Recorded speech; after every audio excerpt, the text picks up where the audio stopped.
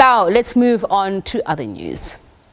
Shopping sprees for luxury goods and overseas jaunt, expensive home upgrades and other personal expenses. This is how the former Health Minister Zweli Mkhize's close associate, we're told, blew at least 1 million rand of the money meant for vital COVID-19 communications. We're joined now by Pieter-Louis Myburgh, Investigative Journalist at Scorpio Unit Division of Daily Maverick.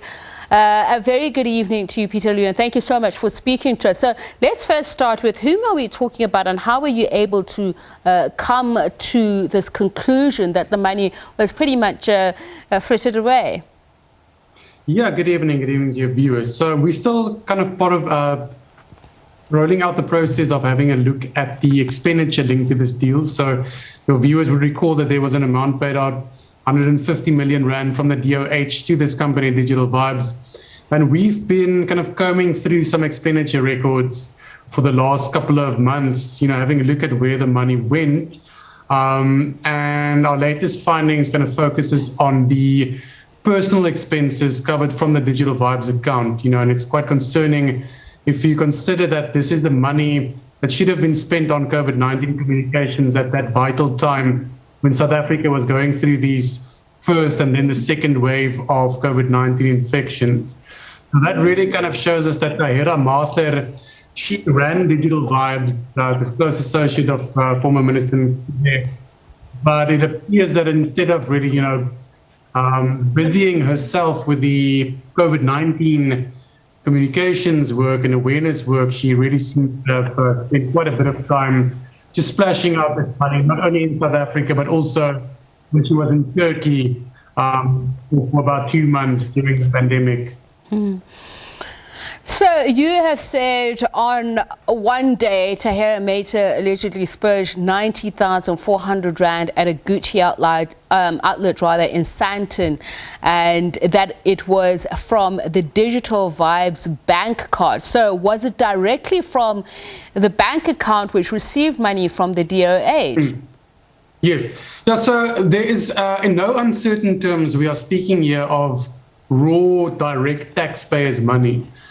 So the transactions we've analyzed for this round of reporting, it all stems from the Department of Health. So we're looking at the, you'd recall that the 150 million rand was paid in about 19 tranches from the DOH to Digital Vibes throughout mostly 2020 and early 2021.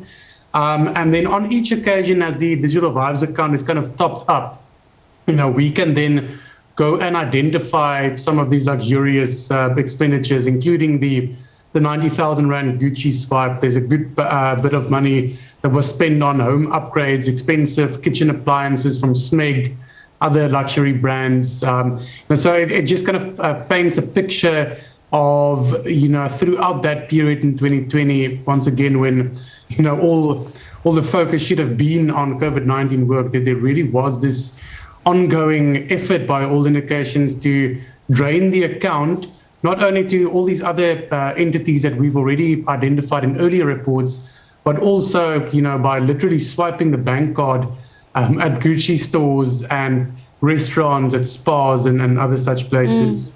And from what you said in the article as well, this also accounted for some municipal bill payments. Was Ms. Mather the one who was in charge of the bank account, and was anybody else using it for such shopping sprees, including, as you said, a 1-month holiday in Turkey? Yeah, look, so it would seem that predominantly Mather is responsible for this expenditure.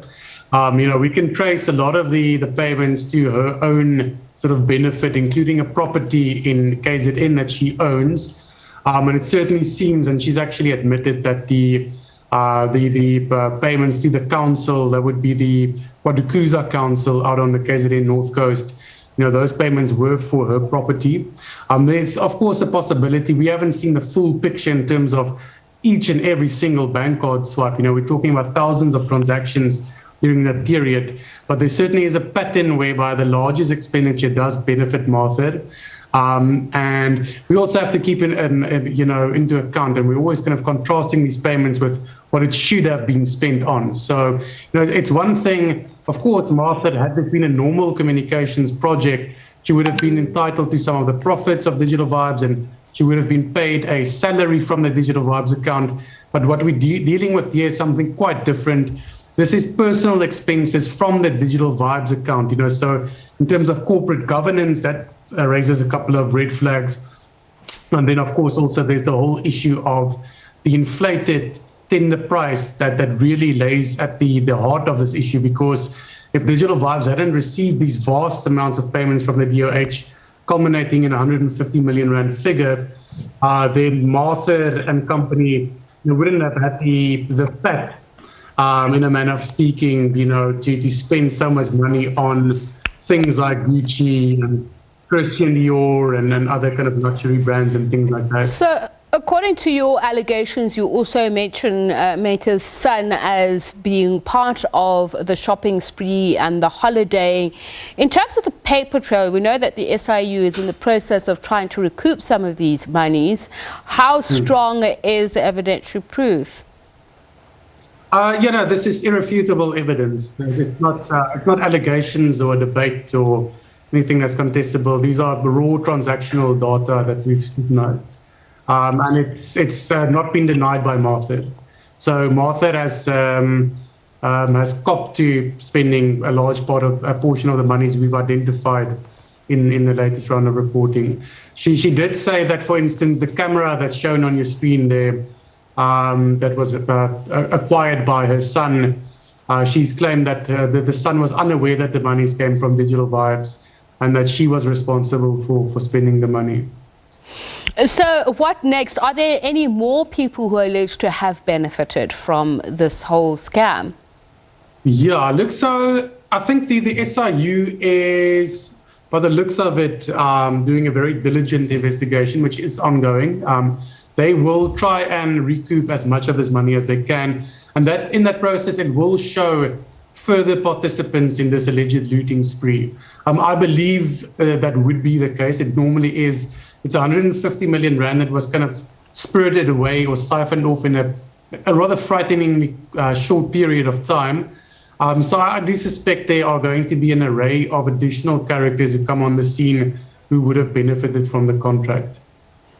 All right, thank you so much for speaking to us about that. That is Pieter-Louis Myburgh, who is Investigative Journalist at Scorpio Unit Division of the Daily Maverick.